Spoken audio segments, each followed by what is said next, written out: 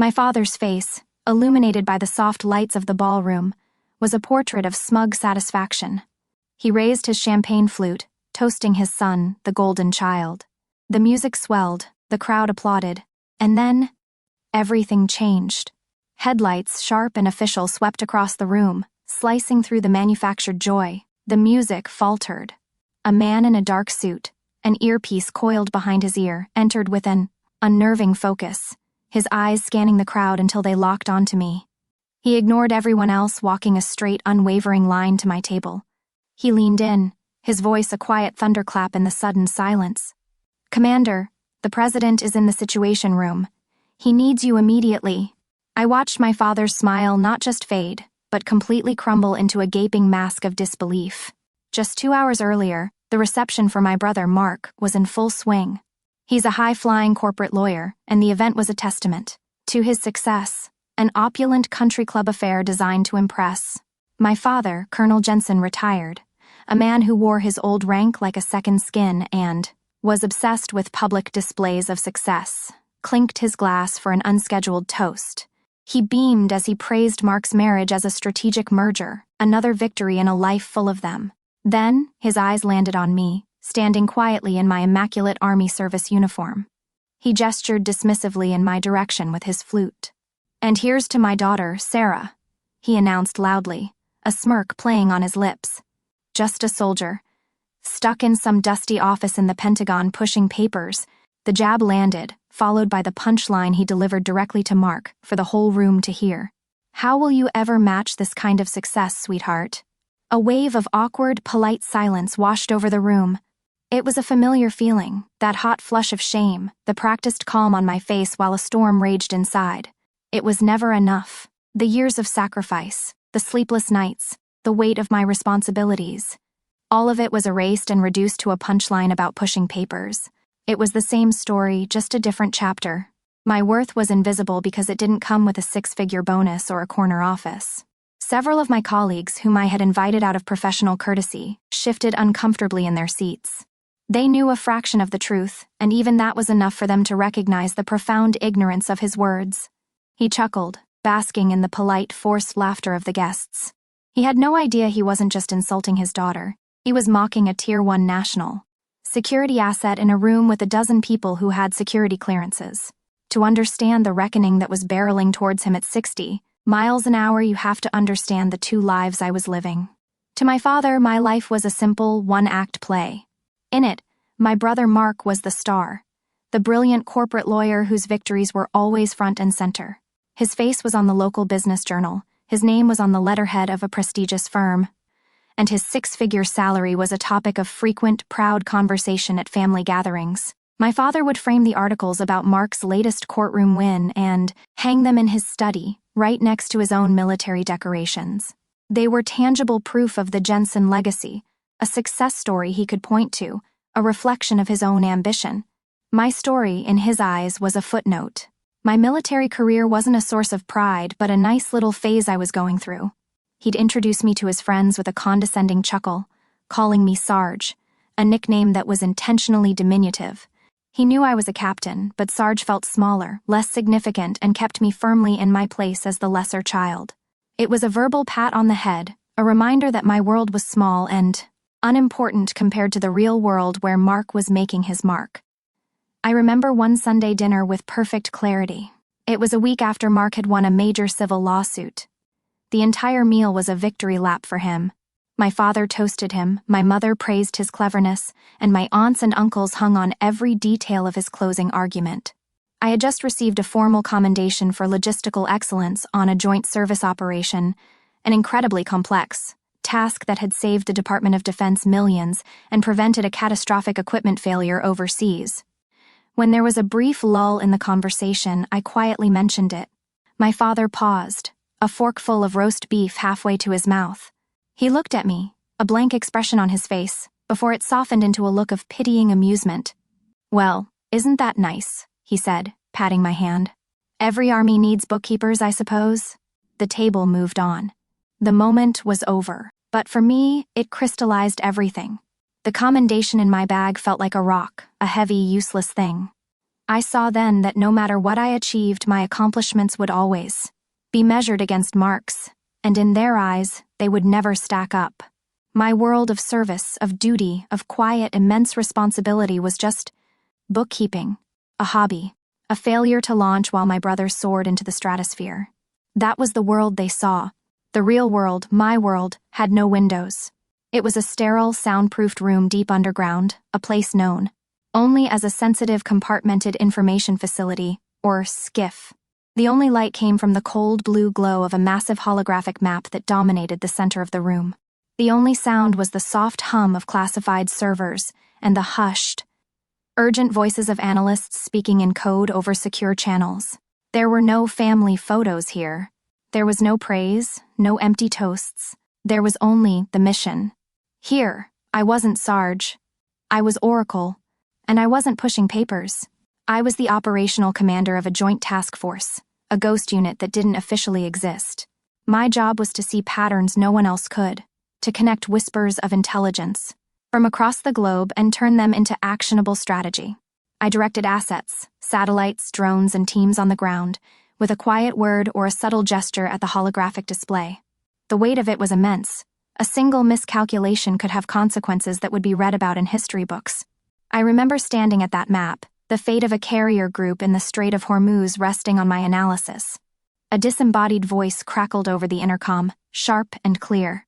Oracle, CENTCOM is reporting a developing threat in the strait. We need your threat assessment for the National Security Council, STAT. I took a breath, pointed to 3 distinct points of light on the map, and gave my assessment, calmly laying out the probabilities, the risks, and the recommended course of action. Standing behind me was General Thompson, a grizzled 4-star officer whose quiet respect was worth more than 1,000 of my father's hollow compliments. He listened to my entire brief without interruption, his eyes fixed on the map. When I finished, he just nodded grimly. "Get this to the White House," he said to his aide, his voice low and serious. "This is a POTUS-level brief. In that world, my word didn't just matter. It could shift the global balance of power. There was only one person who seemed to sense the crushing duality of my life. My cousin Liam, a high school history teacher who saw the world in shades of gray my father couldn't comprehend. We met for coffee the week before the wedding, a rare moment of peace for me. He watched me stir my cup, my eyes distant. He didn't push or pry, he just observed. "You know," he said casually, a small, knowing smile on his face, "for a paper pusher, you never seem to be in the same time zone twice." I gave him a small, tired smile back. I couldn't tell him about the skiff, about the call sign, about the immense, suffocating weight of it all. But in his eyes, I saw something I never saw in my father's. I saw that he knew there was more to my story. He didn't need the details. He just saw me. That quiet moment of acknowledgement was a lifeline in the lonely space. For years, I let them have their narrative. My oath and the classified nature of my work demanded my silence. But that night, as I sat there in my uniform, I realized my silence wasn't just about security anymore. It had become a shield for their ignorance, and a storm was about to tear that shield away. I never planned a confrontation. Revenge was a luxury my world didn't afford. It was a messy, emotional indulgence that created blind spots, and blind spots were fatal. My strategy was simpler, colder. It was a strategy of endurance and compartmentalization, a quiet discipline I had honed over a decade of living 2 completely separate lives. The storm that was coming had nothing to do with my family. They just happened to be standing on the shore when the tsunami hit. The first tremor arrived the day before the wedding. I was on a secure video call with General Thompson, his face a grim, pixelated mask on my encrypted laptop. While he spoke, I was meticulously folding my dress uniform, the contrast between the domestic task and the global crisis feeling almost surreal. "Oracle, the intel you flagged is escalating," he said, his voice tight. "We're moving to Condition 2. I need you on standby." He paused, his eyes softening for a fraction of a second. "I know you have family commitments, but if we go to Con 1, you'll be the first call." "I'll be reachable, sir," I replied, my voice even. "Always." At the wedding, I moved through the motions. I smiled for photos, complimented the bride, and listened to my father's endless stories about his business triumphs. But beneath the calm exterior, I was running a constant, silent diagnostic. Every few minutes, I'd slip my hand into my clutch, my fingers finding the cool, smooth surface of a secure text-only device. During my father's toast, a single silent vibration pulsed against my palm.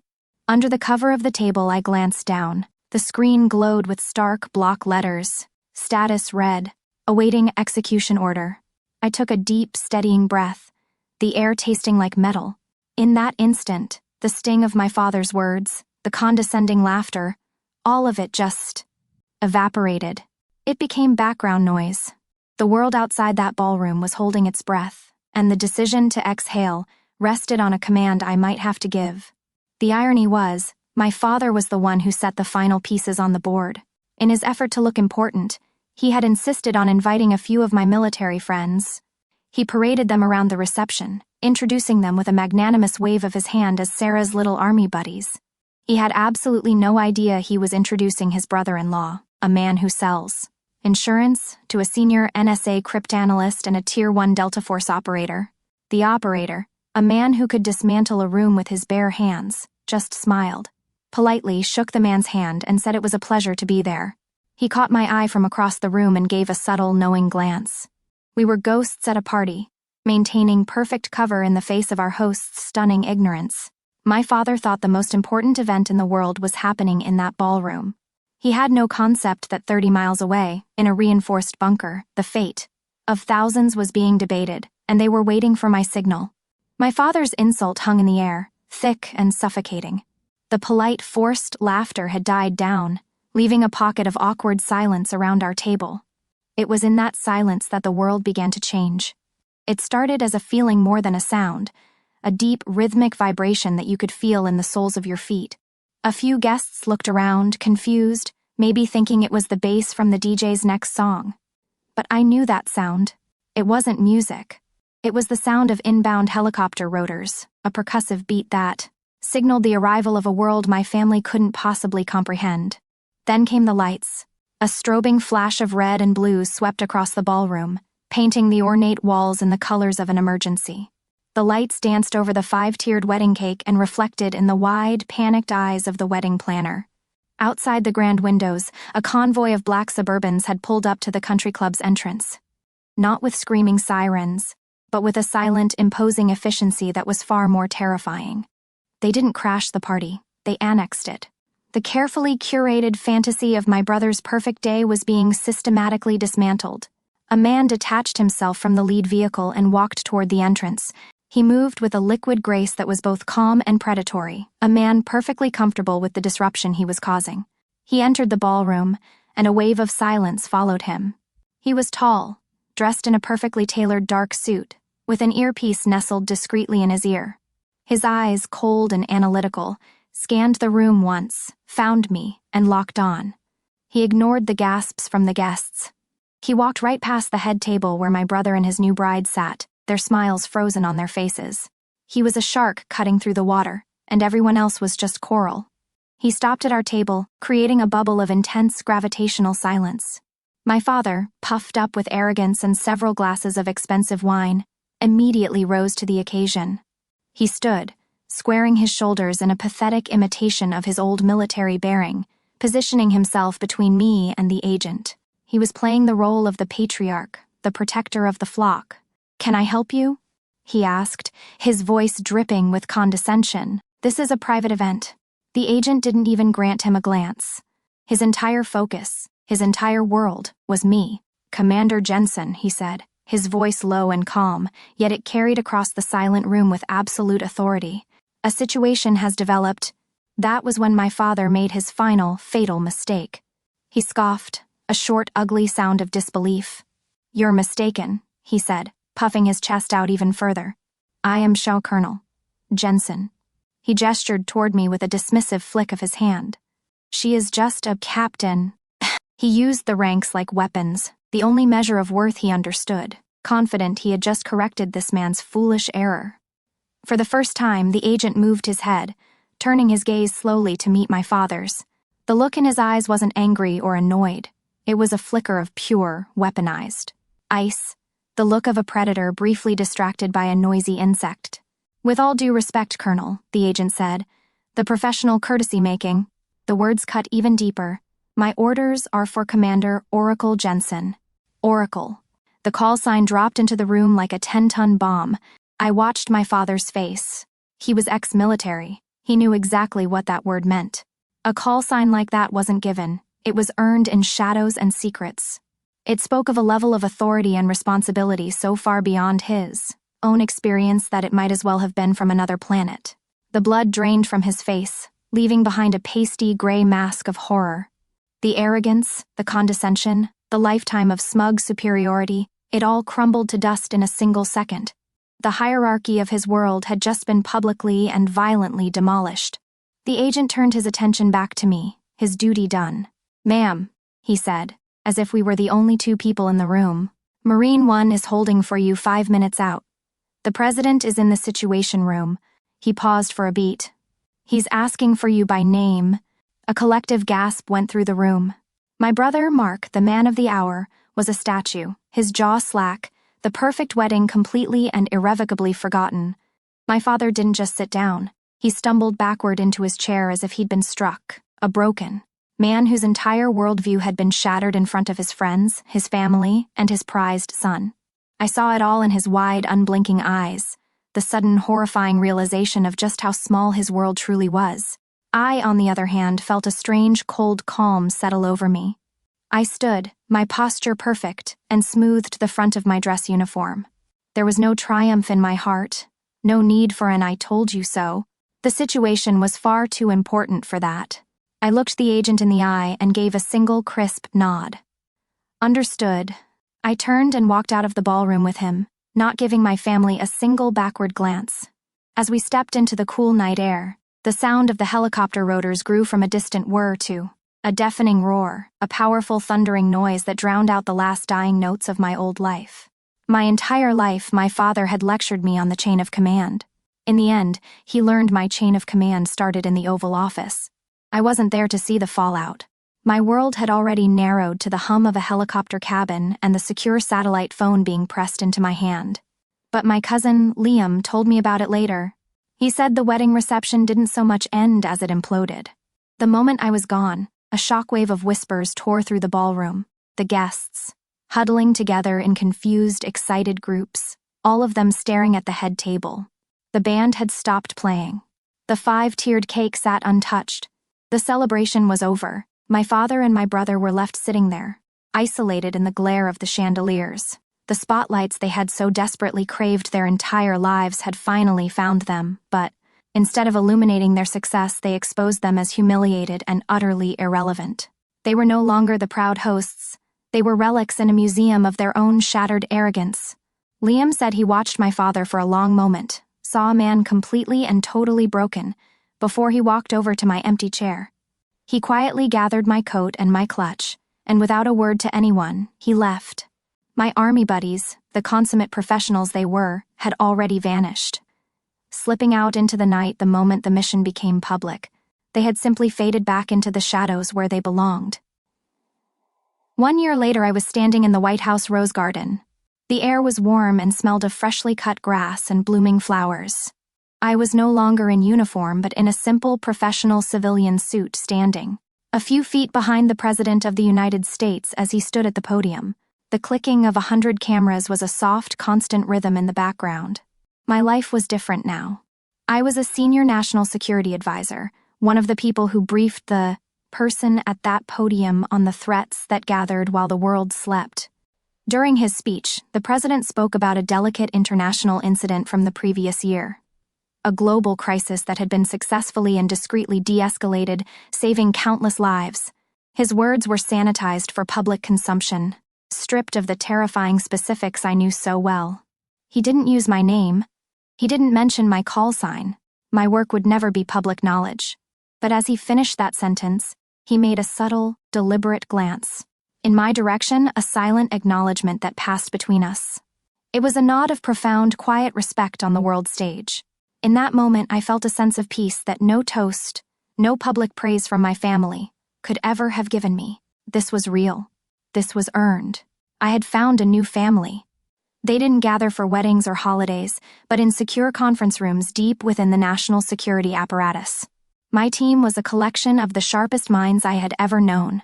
Seasoned 4. Star generals who had forgotten more about strategy than my father ever knew. Brilliant, tattooed CIA analysts who saw the world in code, and sharp-witted. Career diplomats who could disarm a hostile nation with a single sentence. I was no longer just a member, I was leading the briefings, standing at the head of the table. In that room, there was no golden child, no invisible one. There was only competence. We debated, we argued, we challenged each other's assumptions with a brutal, intellectual honesty that was built on a foundation of mutual respect. They didn't care about my last name, my brother's career, or my father's retired rank. They cared about my analysis. They trusted my judgment. This was a family forged not by blood or obligation, but by shared crisis and unwavering trust. They saw me for exactly who I was, and they valued me for it. The final contact came on a Tuesday afternoon. I was in my DC apartment, surrounded by packing boxes, preparing for a new overseas assignment. My phone buzzed on the counter. It was a text from my father. "Heard you got promoted again. Your mother and I are very proud." I read the words and I felt nothing. No anger, no satisfaction, just a quiet, hollow echo. The words were a desperate, clumsy attempt to build a bridge to a daughter he had never known, to claim a piece of a legacy he had never once supported. The pride of a stranger. It was years too late, a single drop of rain in a desert of indifference. I placed the phone face down on the counter without replying. My actions were my reply. I walked over to my desk and picked up a framed photograph. It was of me and my NSC team, taken after a grueling 36-hour operation. All of us exhausted but smiling, a real smile of shared victory. I wrapped it carefully in bubble wrap and placed it gently into a box labeled Essentials. That was the family I was taking with me. My father believed a legacy was the name you were given. I learned a true legacy is the call sign you earn in the dark, and the results you deliver in the light. If you've ever had to build your own worth while others tried to tear it down, share your story below. In this community, your expertise is always recognized.